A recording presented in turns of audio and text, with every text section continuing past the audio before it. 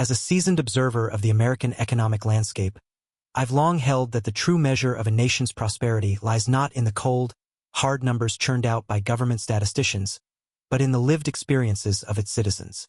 Yet, as I pore over the latest economic data released by the Bureau of Economic Analysis, I find myself both intrigued and cautiously optimistic about the state of our economy.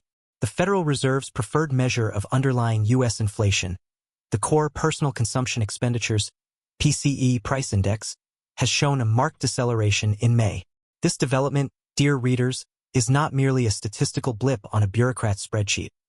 It is a potential harbinger of a shift in our economic fortunes, one that could have far-reaching implications for every American household. Let us, for a moment, step back and consider the broader context. For months, nay years, we have been grappling with the specter of inflation, that insidious force that erodes the purchasing power of our hard-earned dollars. It has been the bogeyman lurking in the shadows of our economic recovery, threatening to derail the progress we've made since the dark days of the pandemic. But now, like a glimmer of hope on the horizon, we see signs that this inflationary pressure may be easing.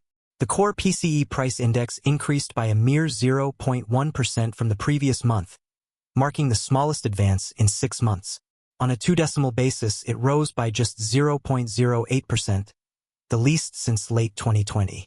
These figures, my friends, are not mere statistical curiosities. They represent a potential turning point in our economic narrative. As I sit here in my study, surrounded by the weighty tomes of economic theory and the scattered notes of countless interviews with policymakers and business leaders, I can't help but feel a sense of cautious optimism. Could this be the moment we've been waiting for? The point at which we can begin to envision a future where the Fed might consider lowering interest rates. But let us not get ahead of ourselves. The path to economic stability is rarely a straight line, and there are still many hurdles to overcome. The Fed, that inscrutable institution tasked with steering our economic ship, will undoubtedly want to see more data before making any drastic moves.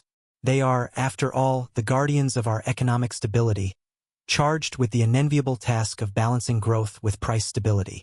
Yet, as I delve deeper into the report, I find more reasons for hope.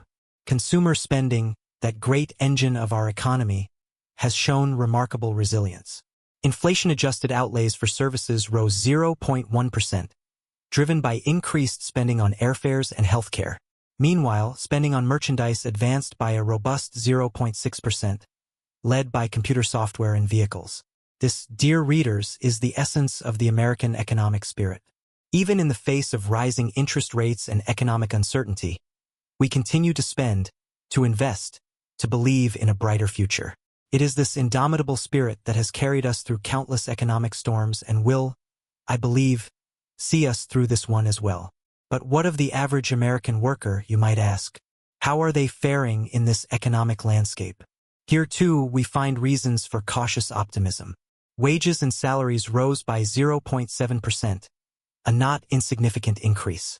When adjusted for inflation, real disposable income jumped by 0.5%, the most since January 2023. This is money in the pockets of hard-working Americans, fuel for the economic engine that drives our nation forward. As I reflect on these figures, I'm reminded of a conversation I had last week with Sarah, a small business owner in Ohio.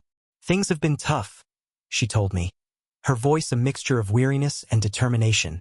But we're hanging in there. People are still coming in, still buying. It's not like it was before, but it's not as bad as I feared it might be.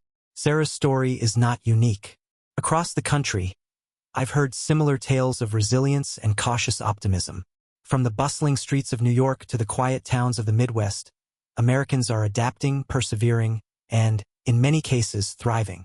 Yet, we must not lose sight of the challenges that remain. The saving rate, while improved to 3.9%, is still lower than historical norms.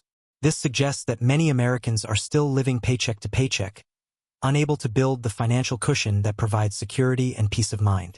Moreover, consumer sentiment, as measured by the University of Michigan, edged lower in June. This reminds us that economic recovery is as much about perception as it is about hard data. If Americans don't feel confident about their economic prospects, they may be less likely to spend and invest, potentially slowing the very recovery we all hope to see. As we look to the future, All eyes will be on the monthly government report on employment, due to be released on July 5th. This report will offer crucial insights into how income growth is holding up and whether the job market remains robust enough to support continued consumer spending. In the meantime, we find ourselves at a crossroads. The data suggests that we may be moving towards a more balanced economic landscape, one where growth continues but inflation moderates. It's a delicate balance, to be sure, but one that offers hope for a more stable and prosperous future. As I conclude this column, I'm reminded of the words of John Maynard Keynes, that great economic thinker who shaped so much of our modern understanding of economics. The difficulty lies not so much in developing new ideas as in escaping from old ones, he once wrote. Perhaps now is the time for us to escape from old ideas about inflation and economic growth, to embrace a new paradigm that allows for sustainable prosperity without the specter of runaway prices. The road ahead will not be easy. There will be bumps and setbacks, moments of doubt and periods of uncertainty. But if there's one thing I've learned in my years of observing and writing about the American economy, it's that we are a resilient people. We have faced greater challenges than this and emerged stronger for it. So, my fellow Americans, let us take heart in these latest economic figures. Let us see them not as mere numbers on a page, but as signposts pointing towards a brighter economic future. And let us continue to work, to spend, to save, and to invest, not just in our own futures, but in the future of this great nation.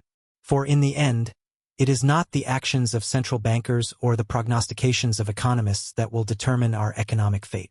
It is the collective efforts of millions of Americans, each doing their part to build a stronger, more prosperous nation. And in that, I have unwavering faith. As we move forward into this uncertain but hopeful economic landscape, let us do so with courage, with determination, and with the unshakable belief that our best days are still ahead of us.